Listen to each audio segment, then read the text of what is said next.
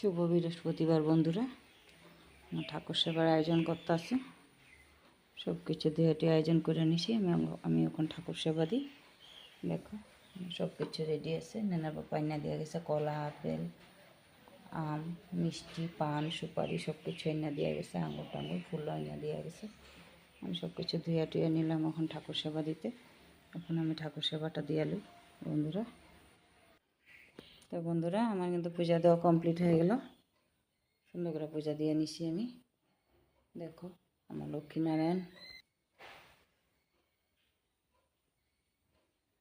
কীরকম লাগছে তোমার কাছে আমার ঠাকুর দেওয়াটা। দেখো বৃহস্পতিবারে ঠাকুর দেওয়া, আসনটা ফুলে ভরা, খুবই সুন্দর লাগে। ঠাকুরের আসনটা যদি ফুলে ভরা থাকে এভাবে, সত্যি কথা সারাদিনের মনে শান্তি।